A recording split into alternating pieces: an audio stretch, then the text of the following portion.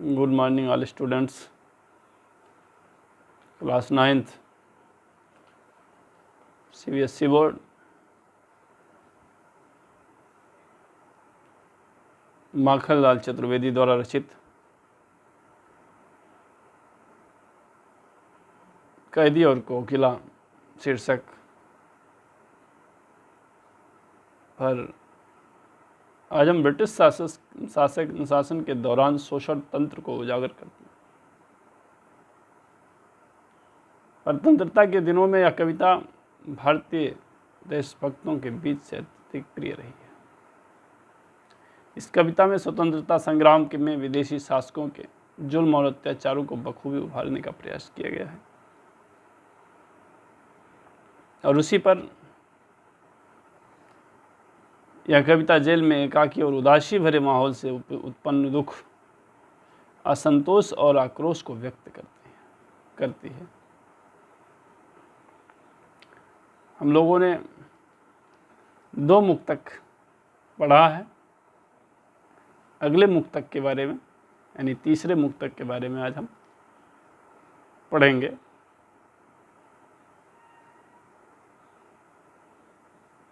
तीसरा मुक्तक है,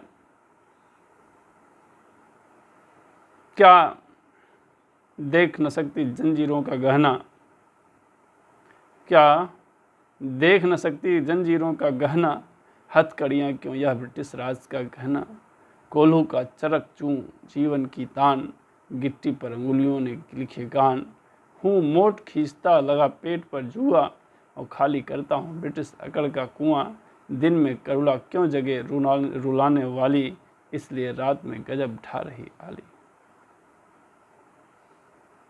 गाना शब्द आप लोग जानते हैं, गाना माने आभूषण। तो गाना का भाव यहाँ आभूषण से लिया गया है। चरकचू माने कोल्हू के चलने की एक प्रकार की आवाज़ है जिससे गन्ने की पिराई की जाती है। मोट पुर चरसा मस्क चमड़े का ढोल जिसमें कुएं से पानी निकाला जाता है। जुआ माने जुआ, बैलों के कंधे पर रखी जाने वाली लकड़ी का बना हुआ जुआ होता है।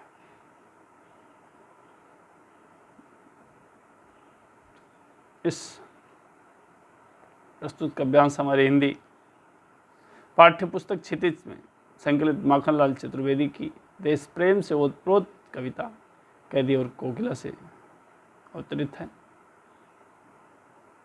इन पंक्तियों के माध्यम से कवि विदेशी शासकों के अत्याचारों का वर्णन करते हुए आधी रात में चित्कार करने वाली कोयल की व्यथा को व्यक्त करते हुए लिखता है,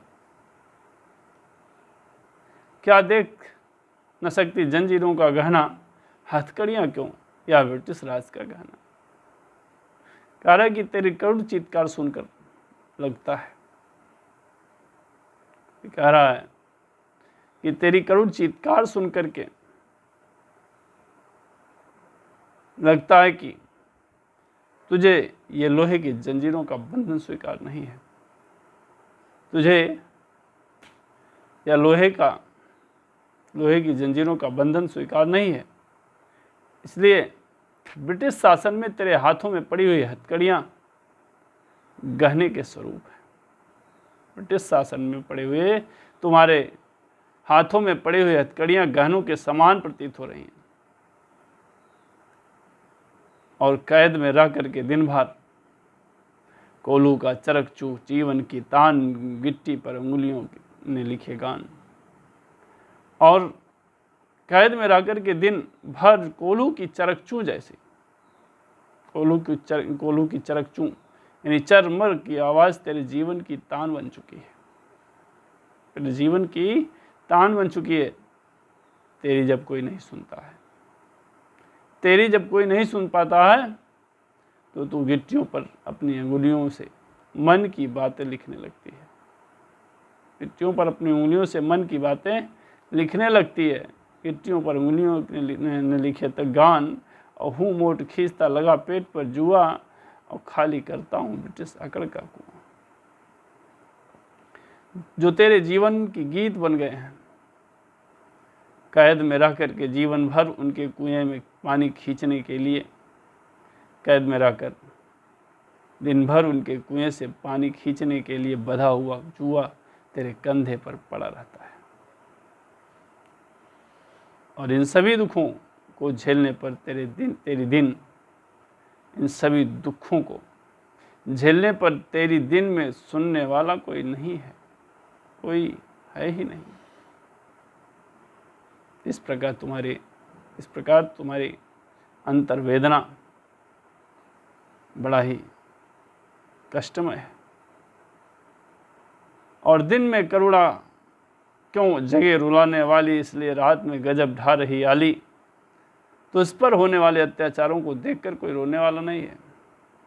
तो इस पर हो रहे अत्याचारों को देखकर कोई रोने वाला नहीं है। इसलिए तुम आधी रात को दुनिया को सुनाने के लिए अपनी करुण गाथा रो रो करके सुना रही हो। इसलिए तुम आधी रात को दुनिया को सुनाने के लिए अपनी करुण वेदना, करुण गाथा को रो रो करके सुना रही हो। हे कोयल, यह क्या कारण है? इस प्रकार कवि जेल में बंदी बना सोचता है और सोचता है कि यह समय मधुर गीत गाने का नहीं बल्कि स्वतंत्रता का गीत गाने का है। और कल्पना करता है कि पेड़ पर बैठी कोयल ने स्वयं को कैदी मान लिया है, या पूरे देश को जेल के रूप में अनुभव करती है। इसलिए यह एक दिन आधी रात को करुण पुकार में चीख उठती है। उसी चीख वो कभी उजागर कर रहा है। तो इसी के साथ हमारा यह मुक्तक समाप्त होता है। अगले मुक्तक को हम अगले अनुच्छेद को अगले समय में पढ़ेंगे। धन्यवाद।